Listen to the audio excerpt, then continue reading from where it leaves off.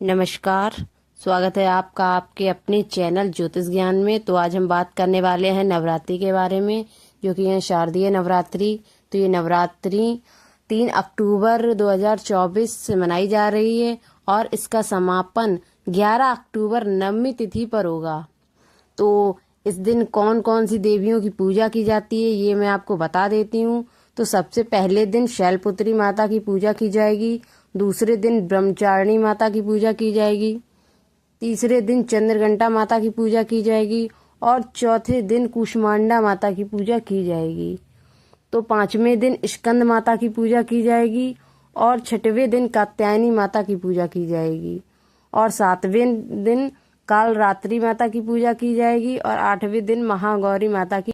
तो इसके बाद बात कर लेते हैं कि इस दिन आपको नवमी नवरात्रि के व्रत में आपको क्या क्या खाना चाहिए और किन किन चीज़ों को नहीं खाना चाहिए। तो आप साबूदाने की खिचड़ी खा सकते हैं, साबूदाने की खीर खा सकते हैं, कुट्टू के आटे की पूड़ियाँ खा सकते हैं, पर याद रहे कि वो पूड़ियाँ घी से बनी होनी चाहिए।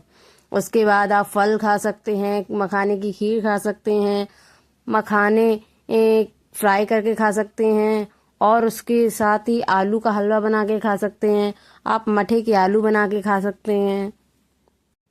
वहीं जो लोग नमक का इस्तेमाल करते हैं वो लोग याद रखें कि जो सफ़ेद नमक हम डेली बेस पर यूज़ करते हैं उसे नहीं खाना है, बल्कि आप सीधा नमक मार्केट से खरीद कर लेकर आइए। आप उसका इस्तेमाल कर सकते हैं नवरात्रि के व्रत में, लेकिन आपको सफ़ेद नमक का इस्तेमाल बिल्कुल भी नहीं करना है। उसके बाद बात कर लेते हैं आपको किन किन चीज़ों को नहीं खाना चाहिए। तो आपको मांस मच्छी बिल्कुल भी नहीं खाना है और हो सके तो आप प्याज लहसुन भी अवॉइड करें। उसके साथ ही सात्विक भोजन आपको करना चाहिए और इस व्रत में ज़्यादा तेल मसाला नहीं खाना चाहिए। और अगर आप कोई भी चीज़ गलती से कुछ खा लेते हैं जिससे आपका व्रत टूट गया हो तो उसके लिए भी उपाय है हमारे शास्त्रों में कि आपने जो भी चीज़ खाई हो उसका 4 गुना दान कीजिए। इससे आपको उस व्रत जो टूटा होगा उसका दोष नहीं लगेगा। तो इसलिए आप 4 गुना अगर जो चीज़ आपने खाई वो दान कर देते हैं तो आपको उसका दोष नहीं लगेगा। और याद रखिएगा कि ये जो आप दान करेंगे वो गुप्त होना चाहिए। ऐसा नहीं है कि आप सबको बता रहे हैं कि आप दान कर रहे हैं, ऐसा नहीं होना चाहिए, वरना इसका फल आपको नहीं मिलेगा। तो आगे बात कर लेते हैं कि माँ शैल को प्रसन्न करने के लिए आप उन्हें सफ़ेद फूल अर्पित कीजिए और उनके लिए गाय के घी से बना कोई भोग तैयार कीजिए। ये माता रानी को बहुत प्रिय है और इससे आपको बहुत शुभ लाभ मिलेंगे। तो आगे बात कर लेते हैं माता ब्रह्मचारिणी के बारे में, जिनका उपवास आप रखने के बाद उन्हें शक्कर भोग लगाएं और याद रखें ये सफ़ेद वस्त्र पहनती हैं और इन्हें कमल का फूल बहुत प्रिय है, तो आप इन्हें कमल का फूल अर्पित करें। तो अब बात करते हैं माता चंद्रघंटा की। इन्हें हरा रंग बहुत प्रिय है, इसलिए आप हरे वस्त्र पहनकर इनकी पूजा कीजिए। इन्हें खाने में आप सफ़ेद चीज़ का भोग लगाइए, जैसे दूध हो गया, खीर हो गई। और अगर आप ये सब नहीं अवेलेबल कर पा रहे हैं तो आप शहद का भी भोग इन्हें लगा सकते हैं। तो अब बात कर लेते हैं माता कूष्मांडा की। इन्हें भोग में मालपुआ बहुत प्रिय है, जो कि गुड़ के बने हों, तो इन्हें बहुत अच्छे लगते हैं, इसीलिए आप इन्हें मालपुए का भोग लगाएं।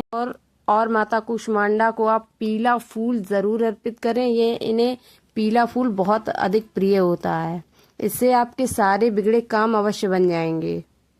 तो अब बात कर लेते हैं स्कंद माता के बारे में। इन्हें पीली चीज़ बहुत प्रिय होती है, इसीलिए आप इन्हें बेसन के लड्डू चढ़ा सकते हैं, केसर की खीर चढ़ा सकते हैं, केले चढ़ा सकते हैं, अन्य जो भी बेसन की मिठाइयाँ होती हैं या फिर पीली मिठाइयाँ होती हैं आप इन्हें चढ़ा सकते हैं। इन्हें ये बहुत अधिक प्रिय होता है और इन्हें कमल के फूल अवश्य चढ़ाएं, इससे आपको धन संबंधी कोई भी समस्या फेस नहीं करनी पड़ेगी। माता कात्यायनी को लाल रंग की चीज़ें बहुत प्रिय हैं। आप इन्हें श्रृंगार का सामान अर्पित कर सकते हैं, गुलाब अर्पित कर सकते हैं लाल वाला जो होता है, और आप इन्हें भोग में मूंग की दाल का हलवा ज़रूर चढ़ाएं। इससे अगर घर में कोई भी बीमारी होगी तो वो सारी बीमारी कट जाएगी। अब बात कर लेते हैं काल रात्रि माता के बारे में, जिन्हें आप गुड़ की बनी चीज़ें भोग में दे सकते हैं। उन्हें ये बहुत प्रिय आती हैं। घी की बनी चीजें आप उन्हें खिलाएं, ये भी उन्हें बहुत प्रिय होती हैं। और आप इन्हें नीले रंग का फूल अवश्य चढ़ाएं, इससे माता रानी आपकी सारी मनोकामनाएं पूर्ण करेंगी। उसके बाद आपको महागौरी माता की पूजा करनी है। तो महागौरी माता जो होती हैं उन्हें नारियल की बनी मिठाइयाँ बर्फी बहुत पसंद आती है। आप उन्हें काले चने का भोग लगा सकते हैं और भी आप उन्हें मोगरे के फूल जरूर अर्पित कीजिए, उन्हें ये बहुत प्रिय होते हैं। और अगर जो बच्चे पढ़ाई में उनका मन नहीं लगता उनके हाथ तो जरूर अर्पित कराएं, इससे उनका पढ़ाई में अवश्य ही मन लगने लगेगा। वहीं सिद्धिदात्री माता को आप हलवा पूड़ी का भोग लगाएं। घी से बने हलवे और घी से बनी पूड़ियाँ माता रानी को भोग लगाएं और इससे माता रानी बहुत ज़्यादा प्रसन्न होती हैं। उसके साथ ही आप उन्हें गेंदे का फूल भी अर्पित करें, इससे माता रानी आपकी सब मनोकामनाएं पूर्ण करेंगी। इसके साथ ही मैं आपको नौ दुर्गा माताओं की 9 रूपों के उनके जो सिद्ध मंत्र हैं उनकी एक फोटो शेयर कर रही हूँ, तो आप उसका स्क्रीनशॉट ले सकते हैं। इससे आप जब भी पूजा करें तो उन मंत्रों का जाप कर सकते हैं, इससे भी आपको बहुत लाभ देखने को मिलेगा। तो मुझे कमेंट में ज़रूर बताइएगा कि आखिर आपको ये वीडियो कैसी लगी। तो लाइक, शेयर एंड सब्सक्राइब करना बिल्कुल भी मत भूलिएगा।